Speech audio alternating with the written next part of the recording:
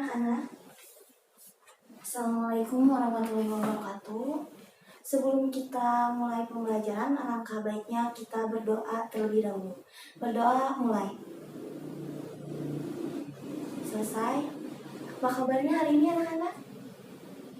Alhamdulillah sehat semua ya. Hari ini ada yang tidak masuk?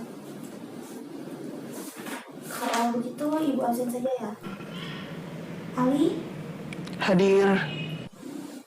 Sipa? Hadir. Sauri? Hadir.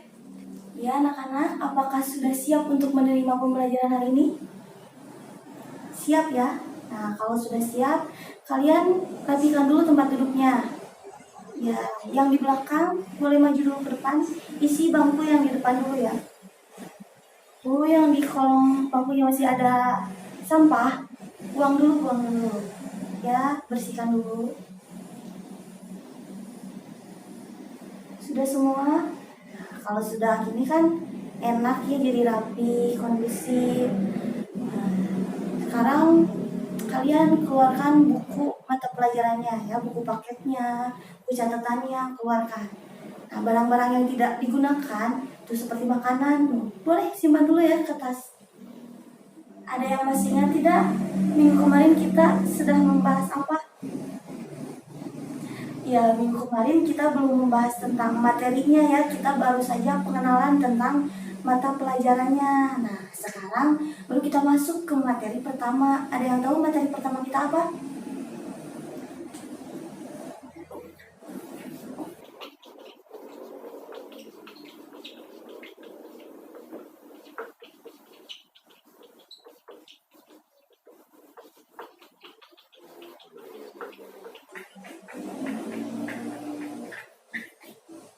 Nah, materi pertama kita adalah ruang lingkup administrasi sarana dan prasarana. Tentunya kalian sudah tidak asing ya dengan kata sarana dan prasarana. Pasti sudah tahu lah kalian. Nah, di sekolah kita juga kan ada sarana dan prasarananya. Ada yang tahu tidak sarana dan prasarana yang ada di sekolah kita itu apa? Ya betul, ada pensil, ada pulpen, ada ruang kelas, ada apa lagi? Meja, kursi, ya betul semua ya. Nah, itu yang disebutkan kalian tadi, seperti meja, kursi, terus pulpen. Nah, itu merupakan sarana. Sedangkan yang disebutkan oleh Ali tadi apa, Ali? Perpustakaan. Ya, perpustakaan itu masuknya ke prasarana. Terus juga halaman sekolah masuknya ke prasarana. Terus gedung sekolah masuknya ke prasarana. Nah, setelah diberikan contoh-contoh tentang sarana dan prasarana, apakah ada yang tahu apa pengertian dari sarana dan prasarana? Ya, ada yang tahu tidak? Ayo acungkan tangan yang tahu. Nah, tidak tahu?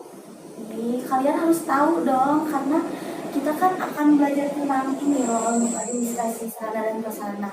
Ibu itu berharap kalian itu setelah mempelajari materi ini bisa mengetahui tentang definisi sarana dan prasarana, tujuan sarana dan prasarana, terus fungsi dari sarana dan prasarana.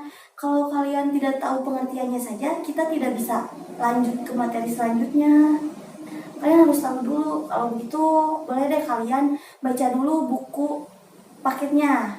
Ya, so boleh dibuka sekarang, baca dulu pengertiannya, tujuannya, fungsinya, baca, pahami. Oke anak-anak, sudah beres ya membacanya. Sekarang, siapa yang tahu pengertian sarana dan prasarana? Boleh acungkan tangannya terlebih dahulu. Siapa yang tahu? Ya, Aldi boleh. Ya, benar ya. Tepuk tangan dulu buat Aldi. Yang lainnya ada yang bisa lagi? Ya, silakan sih Pak. Ya, betul. Anak-anak yang disebutkan oleh Sipa sama Ali itu benar ya. Sarana merupakan perlengkapan yang dapat dipindah-pindahkan. Sedangkan prasarana merupakan pembelajaran yang fasilitas dasarnya untuk menjalankan fungsi madrasah atau sekolah. Nah, itu merupakan pengertian sarana dan prasarana menurut ketentuan umum Permendiknas nomor 24 tahun 2007. Sedangkan menurut Kamus Besar Bahasa Indonesia, sarana itu merupakan segala sesuatu yang dapat dipakai sebagai alat untuk mencapai maksud dan tujuan. Sedangkan prasarana merupakan segala sesuatu yang menjadi penunjang utama terselenggaranya suatu proses. Ya, pokoknya perbedaan antara sarana dan prasarana itu seperti yang sudah tadi disebutkan ya, contohnya ada spidol, kalau sarana ini ya spidol. Nah, buku, apalagi contoh sarana ini ya, penggaris, terus meja, pokoknya barang-barang atau peralatan yang bisa bergerak. Sedangkan prasarana itu sebaliknya dari sarana, yaitu barang atau peralatan yang tidak bisa bergerak. Contohnya seperti apa? Tadi kan sudah disebutkan ya, ada lapangan, terus juga ruangan kelas ini. Nah, itu kan tidak bisa bergerak, tidak bisa dibawa-bawa ya. Nah, sampai di sini sudah tahu semua sekarang perbedaan antara sarana dan prasarana. Ya, bagus kalau sudah tahu. Lanjut sekarang ke tujuan dari administrasi sarana dan prasarana. Nah, sarana dan prasarana itu harus ada administrasinya ya. Karena dengan diadakannya administrasi sarana dan prasarana kantor itu akan membuat pengurusan serta pengawasan terhadap sarana dan prasarana itu menjadi lebih efektif. Nah, jadi informasi tentang sarana dan prasarana itu terdata dengan jelas gitu, sehingga pada saat akan dibutuhkan data-data tentang sarana dan prasarana itu sudah tersedia. Nah, jadi administrasi sarana dan prasarana itu penting ya, karena kalau tidak ada administrasi sarana dan prasarana itu tuh akan sulit untuk mendapatkan informasi-informasi tentang sarana dan prasarana itu, karena memang sarana dan prasarana itu akan sering dibutuhkan data-datanya gitu. Ya, seperti yang sudah kalian baca di buku paket tadi, ada berapa tujuan dari administrasi sarana dan prasarana?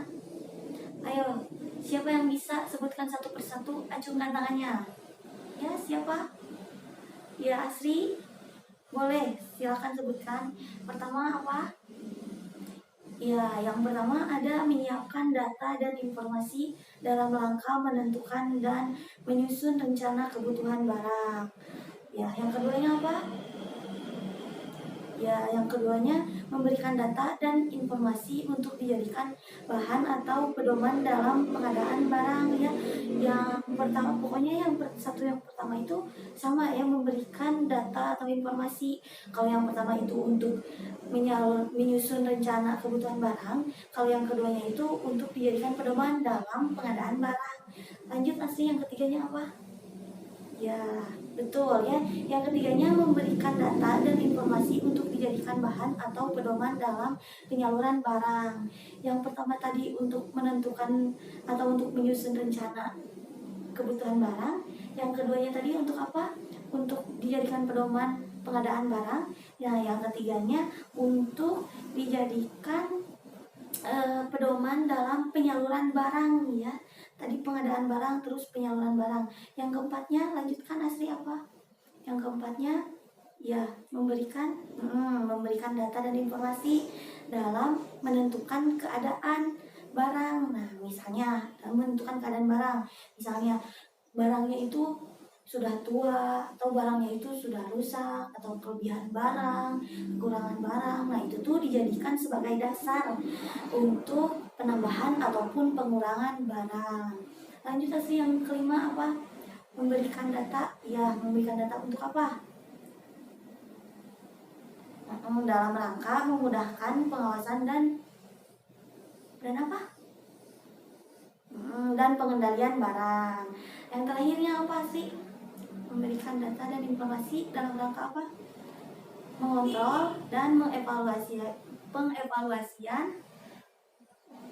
sarana dan prasarana dalam sebuah instansi tersebut. Ya, betul ya. Jadi intinya dari keenam tujuan administrasi sarana dan prasarana yang disebutkan oleh Asri tadi, intinya itu tujuan dari administrasi sarana prasarana itu untuk memberikan data dan informasi-informasi agar sarana dan prasarana itu bisa terkontrol. Ya, tepuk tangan dulu buat Asri.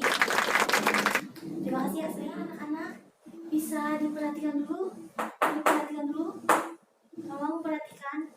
Sudah mengerti semua? Kalau sudah mengerti, sekarang kita lanjut lagi ya ke materi selanjutnya, yaitu tentang fungsi administrasi sarana dan prasarana. Ada yang tahu fungsi administrasi sarana dan prasarana ada berapa? Ada berapa? Ada 5 ya, betul. Yang pertama ada perencanaan. Yang keduanya apa? Pengadaan ya, pengadaan. Yang ketiganya apa? Pemeliharaan. Yang keempat? Iya betul, penyimpanan. Yang kelima? Terakhir apa terakhir? Iya, pengawasan ya.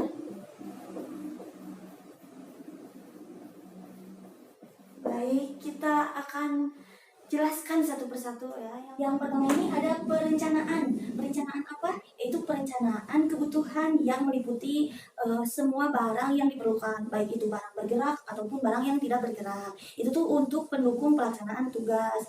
Nah, terus lanjut, apa sih yang dimaksud dengan perencanaan? Perencanaan itu merupakan suatu kegiatan atau suatu proses kegiatan untuk menggambarkan sebelumnya hal-hal yang akan dikerjakan selanjutnya untuk mencapai tujuan yang telah ditetapkan. Dalam sarana dan prasarana yang dimaksud dengan perencanaan di sini adalah seperti merinci rancangan pembelian, terus ada pengadaan, terus juga ada perencanaan, terus juga ada rehabilitasi, distribusi, atau pembuatan peralatan dan juga perlengkapan yang dibutuhkan. Nah, perencanaan ini merupakan syarat yang mutlak, syarat yang harus dilakukan gitu perencanaan pada saat pelaksanaan kegiatan apapun itu, karena kalau tidak direncanakan terlebih dahulu, kegiatan tersebut tidak akan berjalan dengan lancar. Yang kedua ada pengadaan. Pengadaan ini adalah kegiatan yang dilakukan untuk menyediakan semua jenis sarana dan prasarana yang sesuai dengan kebutuhan dalam rangka mencapai tujuan yang telah ditetapkan. Nah, pengadaan ini dilakukan sebagai bentuk realisasi atas perencanaan yang telah dilakukan sebelumnya. Nah, tadi kan yang pertama sudah direncanakan nih, contohnya direncanakan mau beli komputer. Nah, di pengadaan ini disediakanlah komputer yang tadi sudah direncanakan.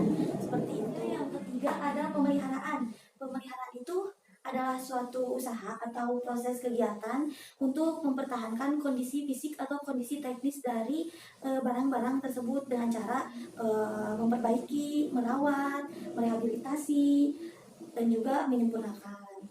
Nah, pemeliharaan ini bertujuan untuk agar si barang-barangnya itu bisa bertahan dengan lama itu, karena jika barangnya itu tidak bertahan lama atau gampang rusak, itu akan membuat kita harus membeli lagi barang tersebut kan, daripada kita harus membeli lagi dan membutuhkan biaya yang lebih tinggi dibandingkan kita harus merawatnya agar barang tersebut bisa dipakai lebih lama.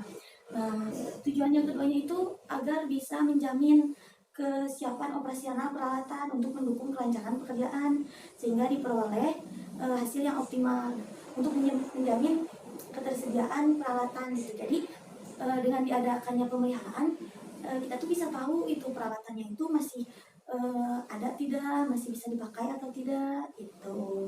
Dan yang terakhir itu agar untuk menjamin keselamatan atau menjamin keselamatan orang atau siswa yang menggunakan alat tersebut. Kalau kita tidak memelihara barang tersebut, kita tidak akan tahu kalau barang tersebut rusak gitu. Jadi kalau rusak kan pada saat ada yang menggunakan bisa membahayakan orang tersebut gitu, sehingga kita itu harus rajin memelihara barang-barang atau peralatan sarana dan prasarana yang ada gitu. Yang keempat ada penyimpanan. Nah, penyimpanan ini apa? Ada yang tahu tidak? Ya, penyimpanan itu adalah suatu kegiatan dan usaha untuk melakukan pengurusan, penyelenggaraan, dan pengaturan barang persediaan di dalam ruang. Nah, penyimpanan ini ialah kegiatan yang dilakukan untuk menampung hasil pengadaan barang-barang yang keluar atau barang-barang yang didistribusikan dan disimpan di dalam gudang. Nah, kegiatan penyimpanan ini meliputi menerima, terus juga menyimpan, dan juga mengeluarkan barang yang ada di gudang. Nah, yang terakhir ada pengawasan. Kegiatan pengawasan ini dapat berupa evaluasi, pengamatan, terus juga laporan untuk mendapatkan informasi atau gambaran apa saja yang telah dilakukan pada saat satu periode tersebut itu. Selain itu juga di dalam pengawasan itu bisa dilakukan bimbingan dan juga pengarahan terhadap pengelola sarana dan prasarana. Nah, jadi di dalam pengawasan ini bisa dilakukan terjadinya penghapusan atau penyingkiran dan juga pengendalian. Nah, seperti itu. Sudah jelas semuanya? Mengerti? Ya, alhamdulillah kalau mengerti. Sebelum Ibu menutup pembelajaran, ada yang mau ditanyakan terlebih dahulu? Ya, silakan yang mau bertanya. Tidak ada. Ya, kalau begitu Ibu saja yang bertanya ya. Siap. Tadi kan Ibu sudah menjelaskan tentang administrasi sarana dan prasarana. Ada yang masih ingat tidak apa pengertian dari sarana dan sebutkan contohnya? Ayo angkat tangan yang bisa. Ya, Sarah boleh. Ya, bagus ya Sarah. Yang lain ada yang mau menambahkan? Ya, Ali boleh. Ya, betul ya, sarana adalah merupakan perlengkapan yang dapat dipindah-pindahkan. Contohnya seperti papan tulis, terus meja, spidol, dan masih banyak lagi. Ya, kalau begitu sebelum kita menutup pembelajaran hari ini, apakah ada yang bisa menjelaskan lagi atau bisa menyimpulkan apa saja yang sudah kita pelajari hari ini? Ayo, siapa yang bisa menyimpulkan? Angkat tangannya. Ya, Bella, silakan. Ya, bagus ya. Yang lainnya ada lagi? Andi? Ya, bagus ya. Itu tadi kesimpulan dari kalian bagus ya. Berarti kalian sudah paham. Nah, jadi dari pembelajaran kita tadi perlu kalian ketahui ya bahwa administrasi sarana dan prasarana itu semua komponennya secara langsung maupun tidak langsung menunjang jalannya proses kegiatan untuk mencapai tujuan. Nah, antara sarana dan prasarana ini tidak berbeda jauh ya, karena keduanya itu saling berkaitan dan tidak bisa dipisahkan. Nah, untuk membedakannya, sarana itu lebih ditujukan kepada barang-barang yang bergerak. Kalau prasarana itu merupakan barang-barang yang tidak bergerak. Paham ya semua? Baik, kalau sudah paham, sekarang tutup bukunya. Ibu akan menguji kemampuan kalian. Ini Ibu ada post test. Kalian kerjakan sekarang 3 menit ya waktunya. Nah.